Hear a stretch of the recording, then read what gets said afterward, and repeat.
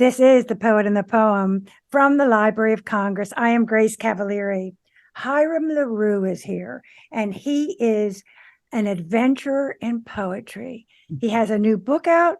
He is an activist for hunger in this world, and we're going to hear a poem from him. Hiram, give us an opening poem.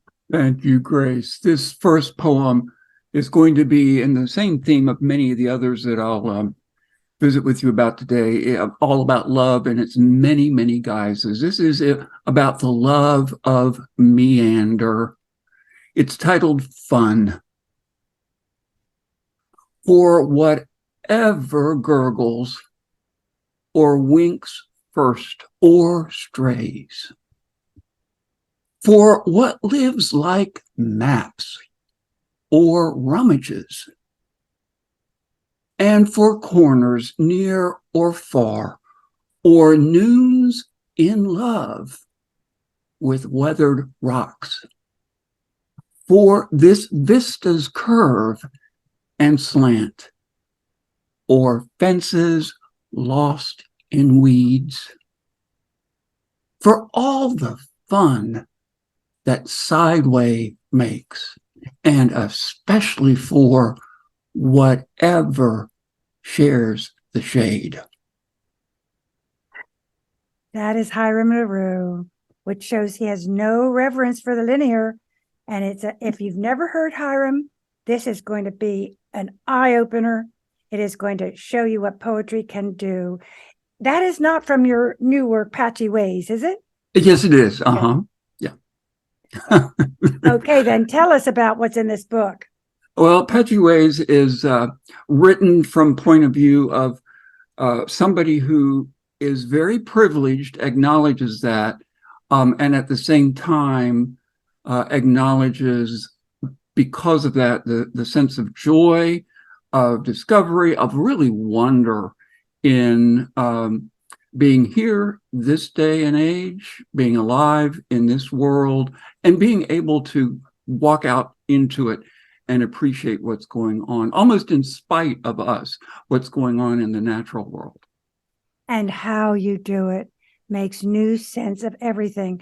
And to show everyone your skills and your daring and your originality, let's hear two poems at once. Two poems. Okay, thank you.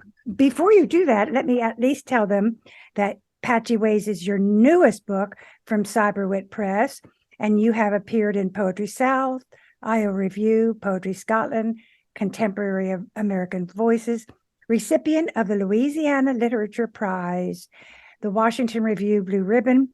You've had many pushcart nominations. You are a guest lecturer at many universities, and that's just the beginning. Let's have two from Hiram Larew. Sure, thanks, Grace. Again, in the theme of love, this is all about the love of mistakes. It first appeared in Live Encounters. It's called A Good Many. The wisdom of mistakes, their joyous failings, are all gifts of wrong sublime. In fact, a life that errors its way through each extraordinary bungle makes the stars up in heaven. And flaws are really lasting wonders in disguise. There's such a joy in sour cream. Poor choice turns bedazzling. It becomes loving bundles of handsome weeds. And let us never forget what a kinked hose really means. Its hellish tangles suddenly become the gushing holy of holies to every waiting, wilted soul. And another. And this piece is, I was lucky enough a while back to travel to Ireland on a writer's residency program, and of course fell in love with the people, but also, and probably most especially, just the surrounding landscape. So this is a love song to discovery, discovery being alone, discovery that comes from being alone. It's titled Ireland, and it first appeared in Fever of the Minds. Ireland. If you had been with me, I wouldn't have wandered the orchards. I wouldn't have mossed over the edges or thought so much about the dead.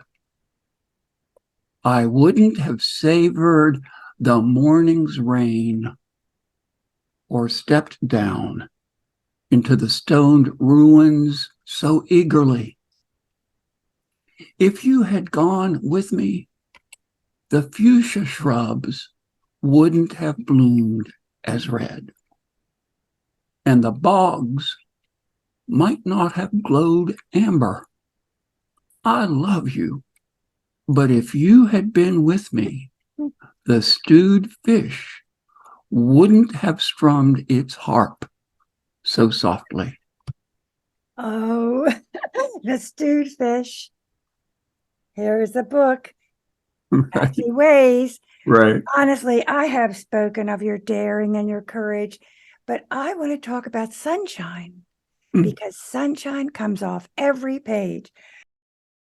You are a poet of affirmation. You are the best antidepressant on the market. There is not a negative thought on the page. You have chosen, if I teach tone, I say to students, it's word choice. Diction is word choice. Every word you choose is an affirmation of being alive, appreciating life, the wonder of it, the complete awe-inspiring amazement of it. Oh, Hiram, you must have had a happy childhood. Grace, when you're saying all that, you're looking up, and that's what I try to do is kind of look up.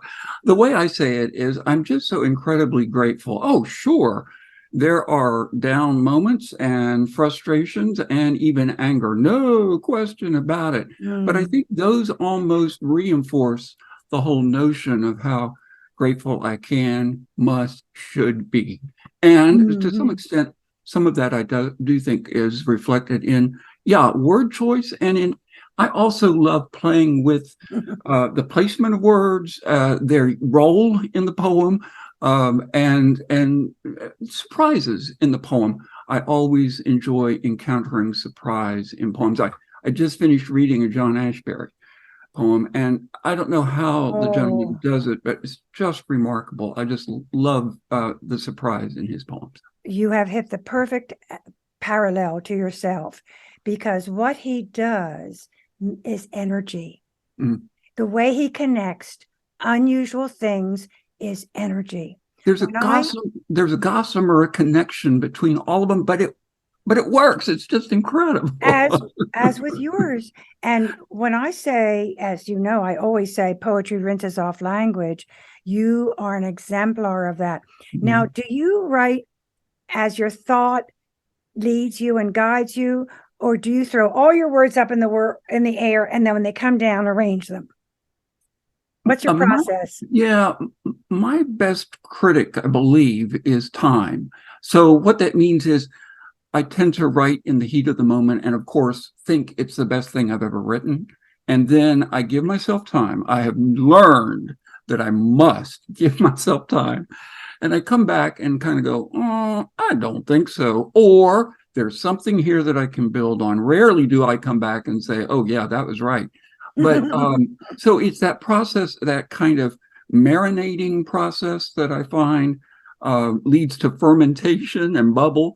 And so I enjoy giving the pieces a little bit of time. And in fact, some of the pieces, as you, I'm sure, have experienced, Grace, some of the pieces that appear in Patchy Ways, I'm even going back to today and kind of looking at and thinking, I'd like to tweak that a little bit. So it's always, an ongoing process of revision, the god of revision. Well, I'll tell you, you make it like jazz. You make it like jazz. Let's have another poem. Sure.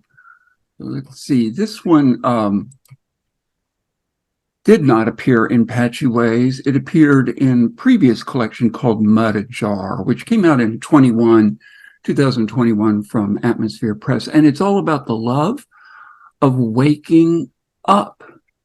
It's titled Our Us. Dazzle leaf these slanted nights, be gauzy green and every most as outside lails atop our us.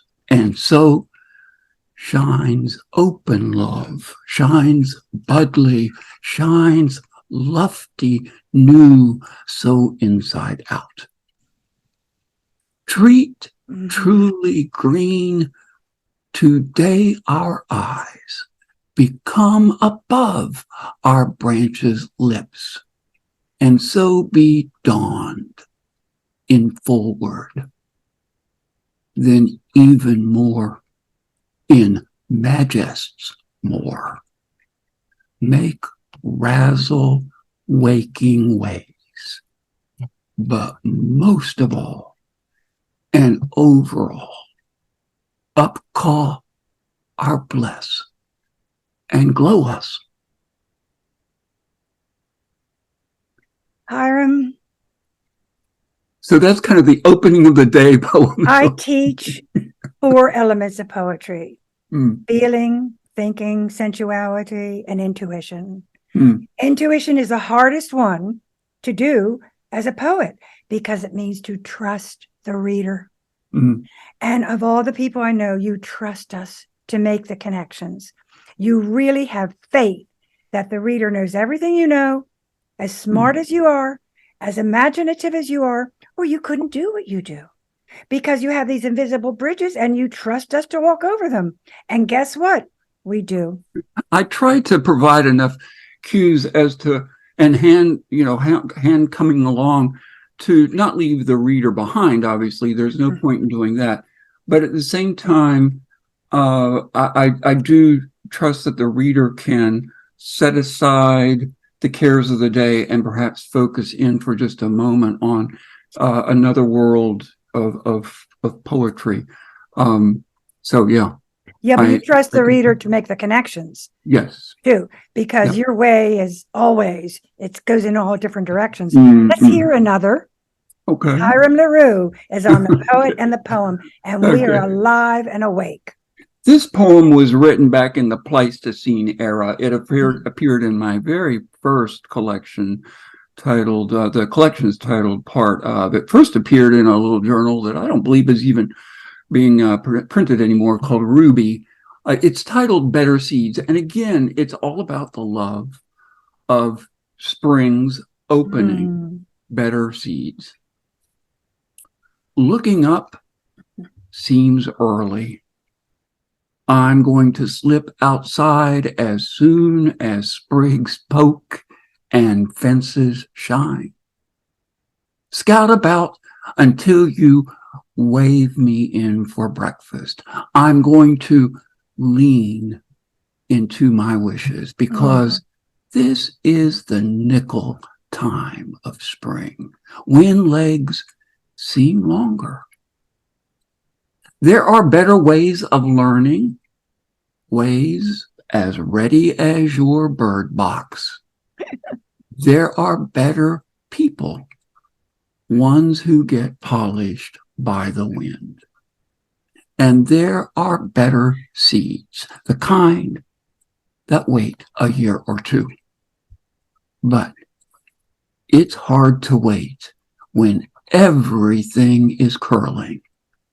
When time slips through curtains to let us know that this chance is more than our pillows. It's quicker than that.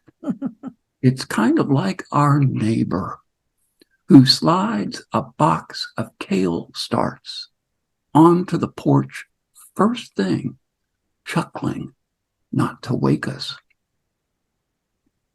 Hiram, you set words on edge and they make a new sense. Can you Do you understand that you're making a new sense, a different kind of sense? And may I ask if that is Ruby's Out of Print? Is that poem in a book? Yes, Oh, that was okay. in my very, very first collection, as I say, back when I had hair. The book was titled Part of, and it was published by the city of Baltimore. I think you know the Artscape Festival up there. They used to award a poet the possibility of getting their book Oh, that's published. right. It was a chapbook contest. Yeah, it was a chapbook contest. Because that is your Ars Poetica. Well, That has everything about awakening and opening and beckoning and reaching and holding. It is. and I do It's you. I kind of enjoy the notion of the value of meandering, both literally meandering and then also in the poem meandering just a little bit as well. You give us enough guardrails to hold on to, though. That's the skill. I mean, that is the skill. You know how far to go, and yet there's, as I always say, there's some planks in the invisible bridge, so that we never get lost. We always know what you're doing. We always know what you're feeling. And to go in unknown territory, like Ashbury, that takes an enormous amount of self-confidence, or else you just don't care. Which is it? Well, I think in my case, it's just I have to be true to my own ear, my own heart. And for me, that's where the words can take us. I often call poems tickets. I think they take us to places that we otherwise can't go physically, certainly emotionally, spiritually, even. And I just have to trust that ticket. And give us two. Give us 2 tickets to heaven. Well, let's see. This is the poem that is kind of featured on the back cover of Patchy Ways, because for some reason, I just really enjoy the notion of both affection, being in love, and also being out of doors. This one first appeared in Reflections, and then, as I say, in Patchy Ways, and it's all kind of about the love of the moment. It's titled Hats or Trees. We are alive, my love, and there is your chin, or porch lights turned on, and your grin as far as fields or trains can see. What more than this can ever be, my love? This overhum of time that through whatever ways will become in dusk the breeze of hats or trees, my love. This just right here, this now, my love, and what's to come, and we're alive. And so, my love, these O's that blend, how mornings glow or evenings hum as all the gathers breathe. This overhum of time, more please. More please. Here's one. Give me just 1 second. While I'm looking, could I just briefly introduce Poetry Ex Hunger? Would that be We're okay? going to.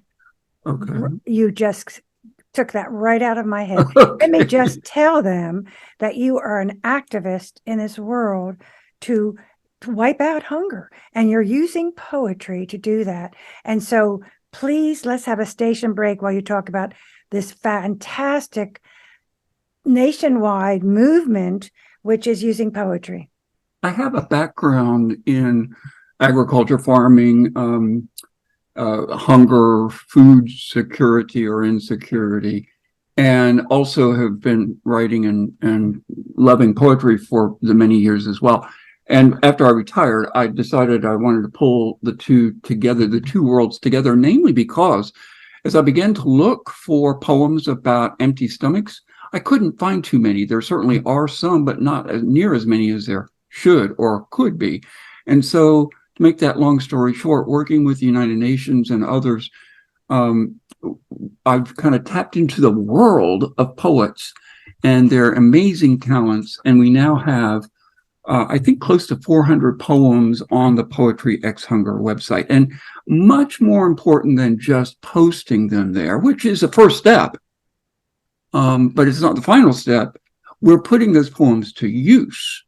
They're being used in all kinds of venues, everything from classrooms to community meetings to hunger conclaves, houses of worship, you name it. But we've also just recently proven that those poems can help open up not only minds and hearts, but wallets and purses.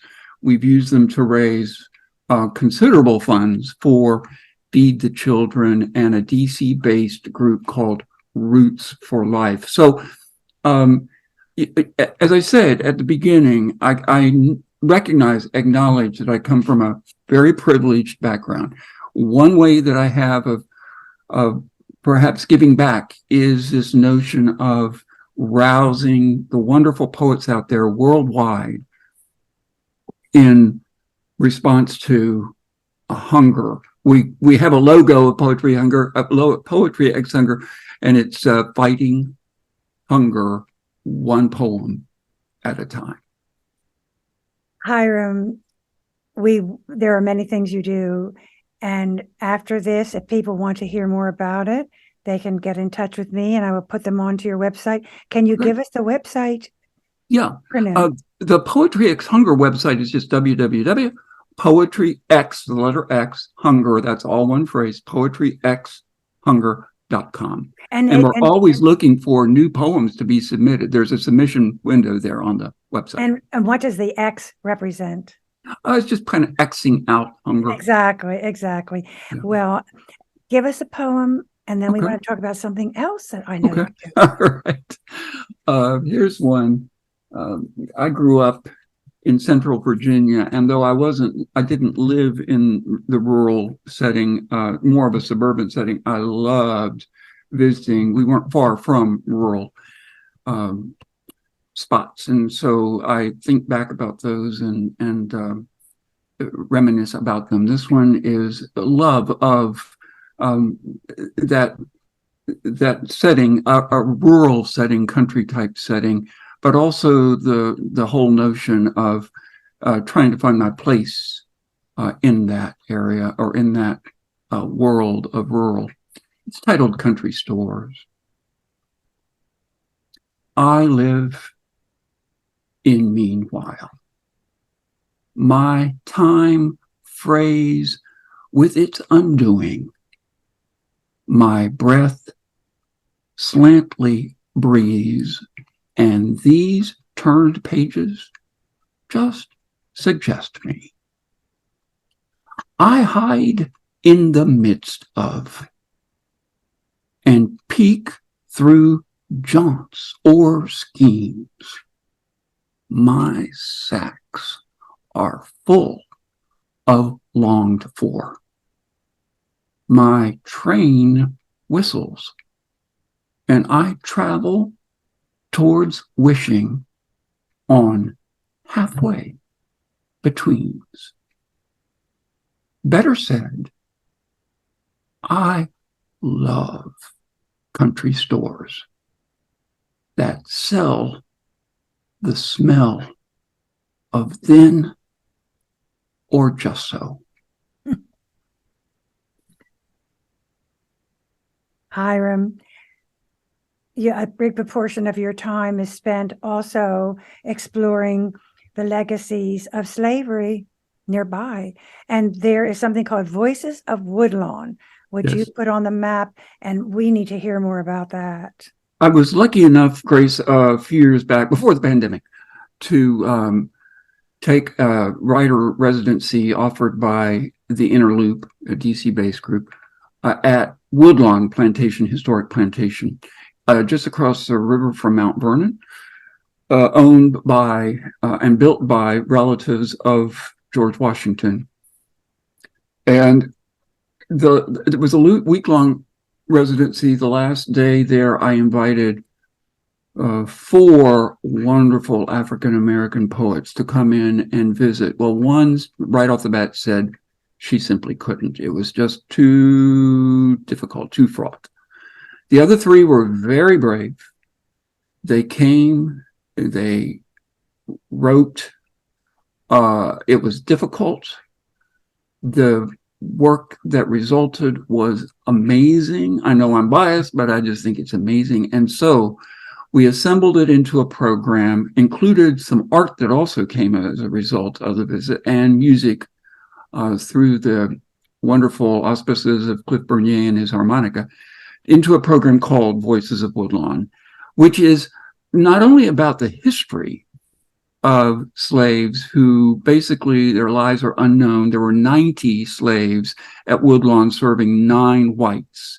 And those 90 slaves, they know virtually nothing about them. And so we not only grapple with that omission, historical omission, but also what does that mean to us today? And what's the legacy impact of that kind of situation even today? And so it's been a powerful program that's been viewed online. Of course, we've done most of it in the Zoom sphere, but we've been able to showcase it literally kind of around the world, and we're still presenting it. You had tours. Yes.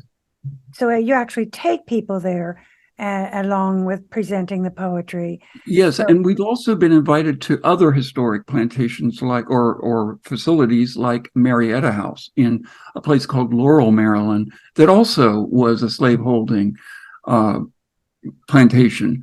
And we walked the grounds there and presented our poems as guest visitors accompanied us. It was pretty moving. Yes, yes. Thank you for your work. Sure. Let's have a final poem. We're talking to poet, activist, visionary, Hiram Larew. It wouldn't be complete, this time with you, Grace, which is so graceful, wouldn't be complete without a poem about frustration, the love of frustration. This one's titled Splashed Paint.